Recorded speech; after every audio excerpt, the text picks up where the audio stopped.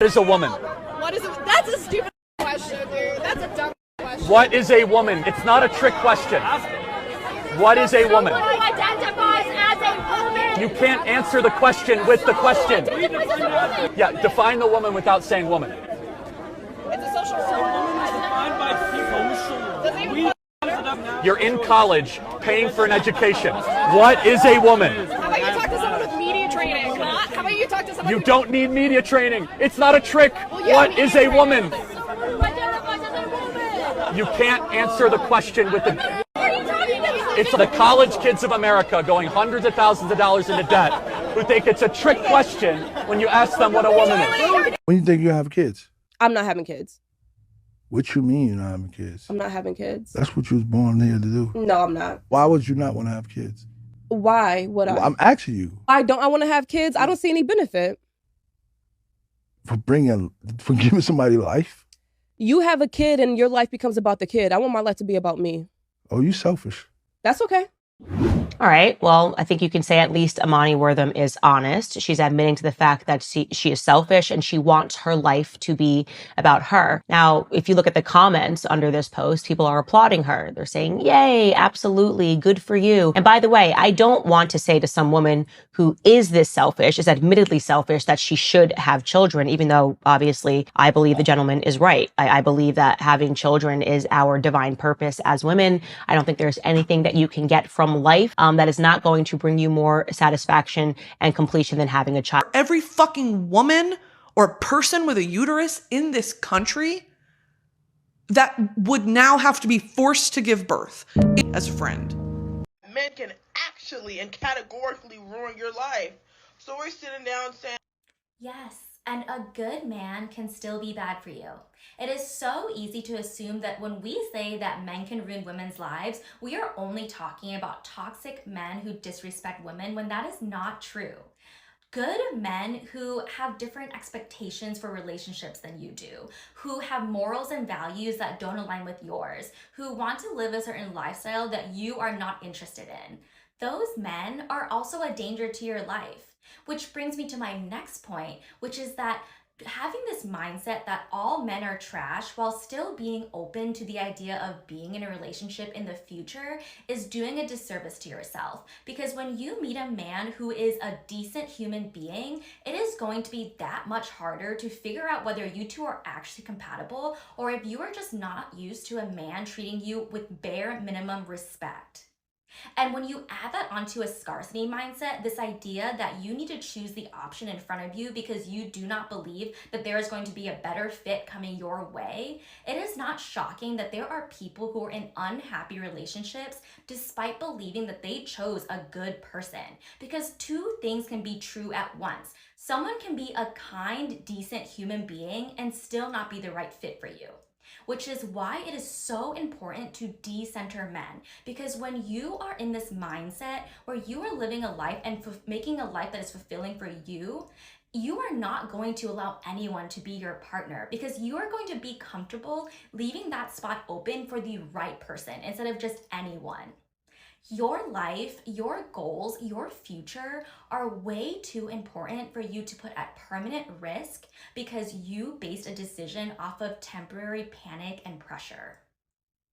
Taylor Swift is never, ever, ever going to beat the white feminism allegations. Because why has she done more to defend a fucking fellow millionaire, Lady Gaga, than she has to defend any woman of colour in her life, in her actual life? Feminism for her is literally just for people that look like me. And like, the moment that you admit that, the moment you will find true clarity. Fans that saved up hundreds, if not thousands, to buy her concert tickets are selling them to donate to Palestine because she won't. She won't. And she probably never will. Swifties for Palestine was literally trending on Twitter, begging, pleading Taylor Swift to fucking do something. Share a GoFundMe, post a donation link like all of the other celebrities are doing. And she chose to defend pregnancy rumours about Lady Gaga. Women don't owe you anything. Clap back. Shut the fuck up. I actually don't think she should speak on women's issues again. Women and girls in Gaza are literally being massacred. Women and girls in Gaza don't have period products. Women and girls in Gaza giving birth without pain meds. What about those women? If I was a woman, I wouldn't want to have a child either. Why would I want to have a child? I don't need to have a child. I don't need to have a man. I don't need to pretend that I'm in love. I don't need to pretend that I want to be a mother. I don't need to stay at home and play giggle with a little child who's just another slave in the system. I don't have to do any of this shit. Why should I do that? Why should I waste my resources doing this when there's other games that are much more fun that are available for me to play? Why? And don't tell me I will find fulfillment, because my mother didn't find fulfillment. My grandmother didn't find fulfillment. And that's why I'm the byproduct of their lack of fulfillment. So I'm talking as a woman, right? I'm the byproduct of my mom, my grandmother, and all these lineages of women that came before me. And I'm the byproduct of their discontent. And then you tell me I should do the same thing as they did. Well, quite clearly it didn't work out. So why I should do this? What's the point? How's that going to fulfill me? And the only reason I did that before, or a couple of generations ago, is because the zoo required me, through its ordained religious priests and its science of the time, which was religion, that imposes us to do that and gave us, this is what you are as a woman, you're supposed to give birth. And you as a man are supposed to go work in the field like a donkey. This was ordered by the zookeepers in order for us to create more slaves so that we can build the zoo and make the zoo structure increase and grow and grow and grow. So I didn't really want to have a child. I was obliged to have a child. It was what I did because there's nothing else to do. And that was what was told to me to do, even though it may match my biology. I didn't necessarily want to have a child. What for? What's in it for me? Why is there a need for you to be a feminist? I think as women, we are undervalued when it comes to our intelligence. I would offer to you that there's never been a more remarkable time to be a woman in this society. We are doing better than men. We are graduating at a higher rate than men. That's why I said to you, despite how you're feeling, what are the real world implications that suggest to you that you are somehow beneath men? You might have a personal experience where a man we can talk about sexual assault everywhere, in the military, in the home. So are these the things that you're fighting to end sexual assault? Of course, yeah. Okay, great. You don't have to be a feminist to fight to end sexual assault. If you want to be a feminist girl, put it on a t-shirt, wear it, put a hashtag. I'm just telling you, don't unnecessarily put yourself into a corner, and to recognize that it has never been a greater time. I would offer it is a way better time in this society to be a woman than it is to be a man. Just a reminder, folks, if you can't feed them, don't breed them. Government ain't your baby. Just a reminder, folks, that's eugenics. It isn't. I wish people would stop equating encouraging better decision-making going forward with wanting to eliminate or having disdain for people in this circumstance today. If you are not financially stable, you should not be having children. And honestly, that seems like the most common sense, lukewarm, hot take one could foster. But alas, here we are.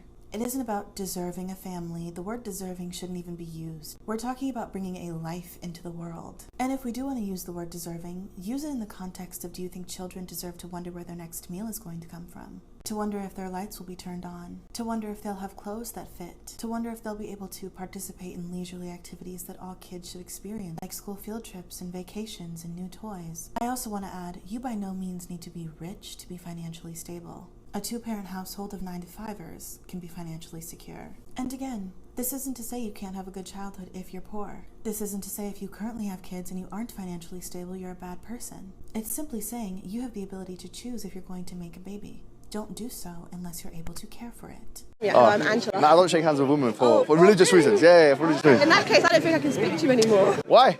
Is that what? Because I think that's really offensive. No, men. That's okay. But hold on. This is good. This is good. It shows you that they're incapable of having conversation with someone who doesn't believe in certain values. So they wouldn't be shaking hands with a tribal leader in Africa. They'd walk away from them. Because you're not allowed to shake hands with tribal leaders in Africa. If you had a Jew, you wouldn't shake hands with them because an Orthodox Jew. So in other words, if you don't believe in our liberal values the way we accept them and the way we shape them and the way then we're not going to have conversations with you. So that's intolerance. That's liberal intolerance. And I'm very happy it was on camera. Walk away. It's feministic intolerance. Do you think it's a little silly that men can show their chests and women can't? But okay, my issue with this is that, like, the only difference between a man's chest and a woman's chest is that, like, a person who's born a woman generally has fat behind the nipple, right? Hence the boobs. But the only thing you're allowed to show is the fat around the nipple, unless you get this fat removed, then suddenly you can show the nipple. So it's like, is the issue the nipple or the fat? That's what I don't understand. Like, it initially was the nipple, but then the issue becomes the fat. You know? I don't know. If men can't control themselves, seeing women in skirts. Who let them control whole countries? Do you believe that men and women are equal? No, of course not. Who told you they are? Men and women are not equal. Men and men are not equal. Women and women are not equal. Individuals are not equal. How can collections of individuals be equal with collections of other individuals? That's illogical. It doesn't make any sense. Are you equal with your boss? If so, then why is he or she your boss instead of you? I'm not equal to another man who's stronger than me, who's smarter than me. There may be things that I cannot understand, and a woman is able to understand it instantly. Or maybe there's something that I can do that a woman cannot do. If we're all born equal, then how do you explain the infinite disparities between people's capacities? Every person, individual person, is tasked with what their God-given capacities are capable of, and no one is blamed or shamed or looked down upon for not being able to do what's beyond their capacity. And we're not judged on an equal basis, but we're judged according to our individual abilities, whether you're a man or a woman. If you stand for equality, then you're a feminist. Sorry to tell you. You're a feminist. I'm sorry. You're a feminist. Because physiologically men and women are different, sir. Okay, there is no debate about it. Equality is not about physics. Oh my God, this is so basic. We have to get into it. Okay, when we talk about equality and opportunity, we talk about cerebral opportunity. We're not saying I want to be able to be 200 pounds like a man and beat the shit out of somebody else. We're not saying that. We're saying you get the ability to get the job, to be the CEO, and nobody questions when you're driven at 50 and have 3 children, how you're managing it all. Don't question me. That's what I'm saying. I can be a CEO and a mother.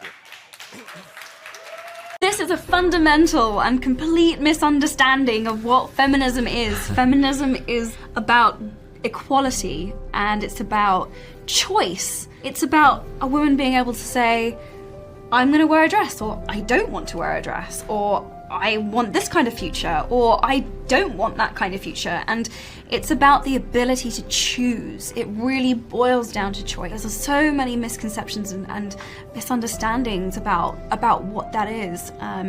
Feminism is not a stick with which to beat other women with. It's just not. I was a feminist when feminism was about equality, about levelling the playing field, giving women an opportunity to find their rightful place, particularly in the public world, which was tremendously important and exciting when we achieved that.